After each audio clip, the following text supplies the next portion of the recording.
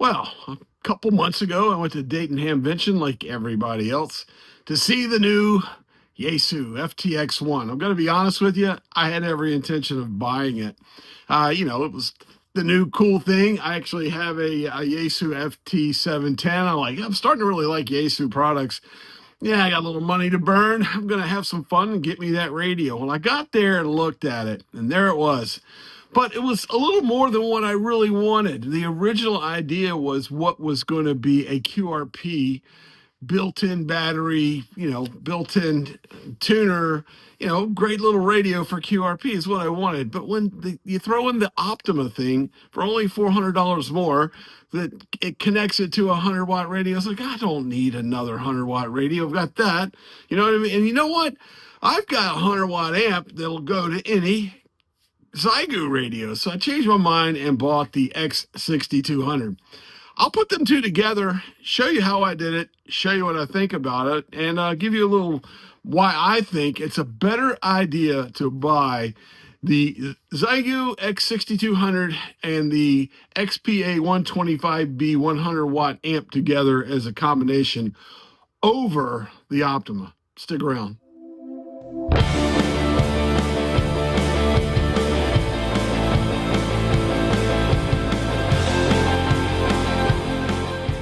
Okay, I know all you Yaesu purists are like, Walt and Xiegu radios again. Xiegu, whatever goo you want to say. I say Xiegu, and that's what it's going to be in this video.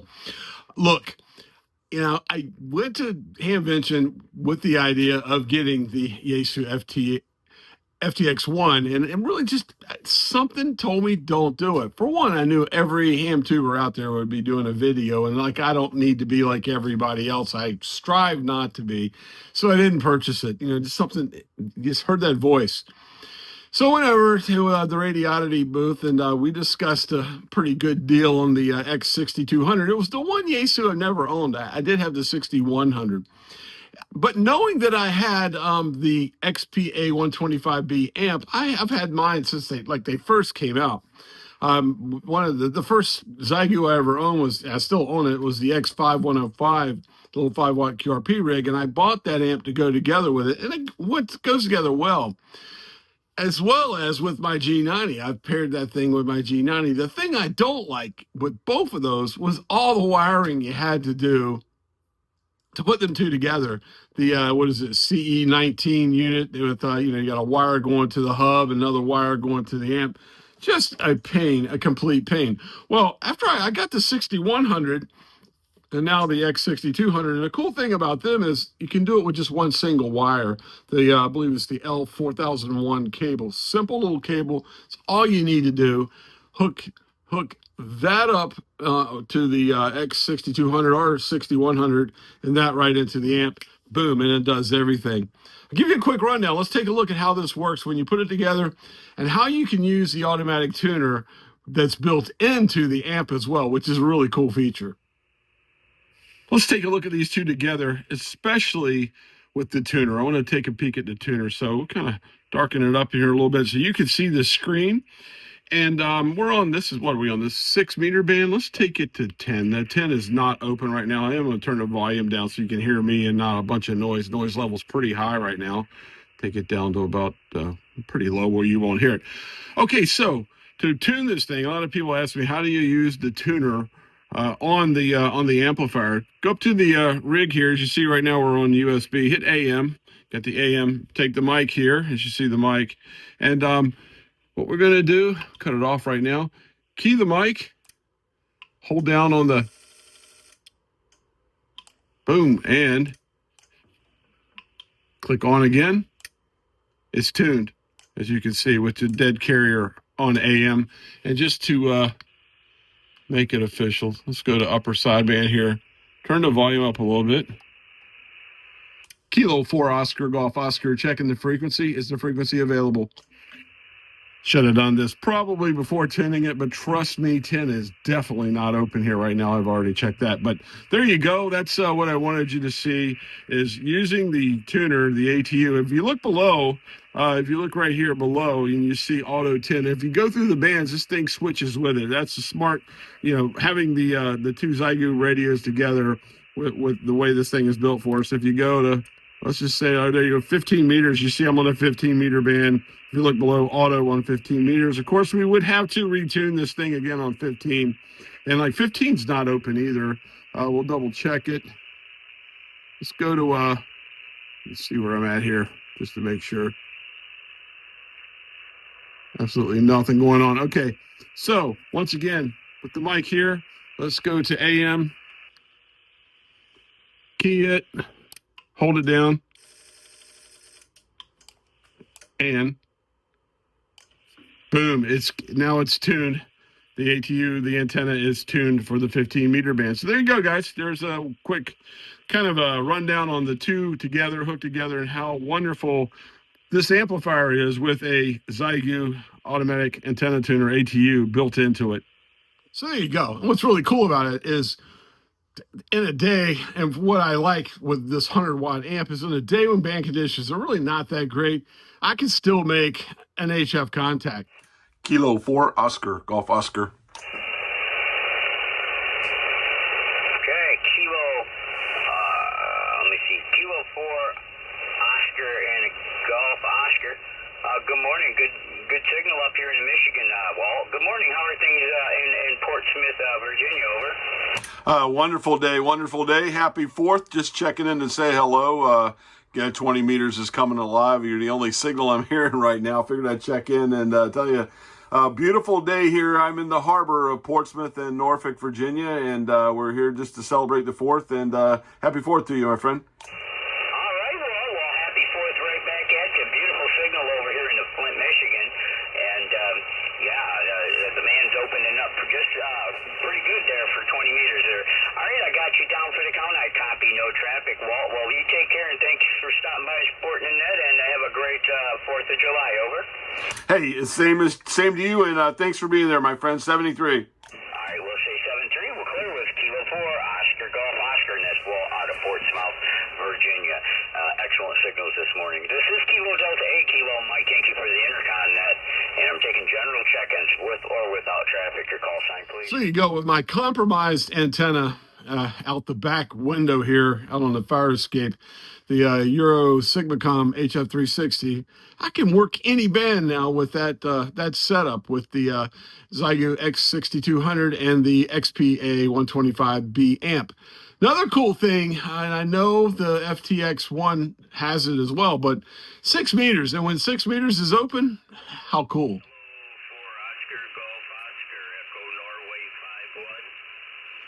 Yes, the name here is Walt, Whiskey Alpha Lima Tango. I'm at Foxtrot Mike 16, Southeastern Virginia.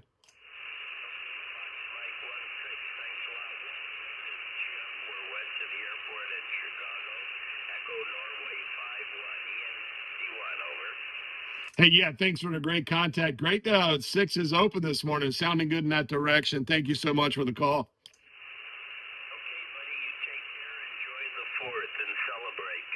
There you go. When 6 meters is open, it's just an amazing thing. And that was a great contact. Now, I know people are going to go, yeah, but you don't have, 2 meters and VHF, UHF, blah, blah, blah, blah, blah. Look, a shack in a box is great, but come on. I mean, do you really need it? But one cool thing, another add-on that you can add to the X6200 is now the WR12 wideband receiver. So you can take this thing all the way up for receive to 1,000 megahertz, which is pretty cool. And if you always looked at the top of the X6200 where the screws were and wonder what went in there, was that an opening or whatever? No, you take that off and it's just a little indention. And that indention is where, so you can install the WR12 wideband receiver module to it. And it's pretty cool, pretty inexpensive. It's a nice thing to have on a base station to add all of receive past the 6 meter band. And there's cool things to receive there as well. And like I said, it's very easy to install. I put mine on with following the instructions and was just up and running in no time. And now with the WR12 wideband receiver hooked up, as you can see, skipping bands, we go from 12, 10, the 6 meter band, and then boom, there's a broadcast FM. And then it can keep right on going all the way up to 1,000 megahertz. So, police, fire, emergency response, air band. There's just so much up there for receiving and listening to, but pretty cool little feature, and that was not hard to install at all. Pretty simple. So there's a cool little inexpensive add-on. So I know people will go, wow, it makes it look really crazy and kind of bulky or whatever. When you want to go back out QRP, all you got to do, this thing is so simple to pop off. Just unscrew these with your hand and pop the thing right off. Look how easy that is. Disconnect it, and boom, we're back to where we were. I do have the plate and the screws here. I'll put them back on it, but that's simple. Really, that's simple to go out and have some fun with the X6200.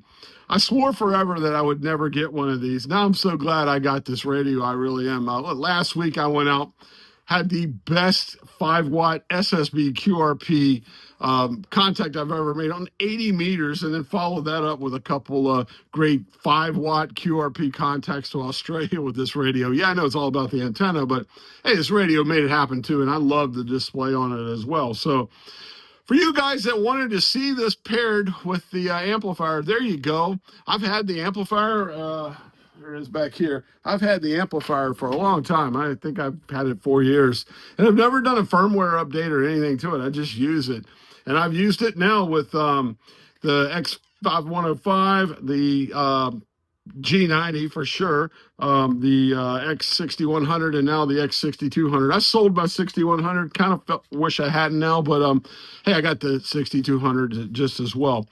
Big thing too, comparing this thing to the FTX-1 is price. I mean, the FTX-1 alone, just the field unit is $1,500. You can get the 6200 and the amp for less than that.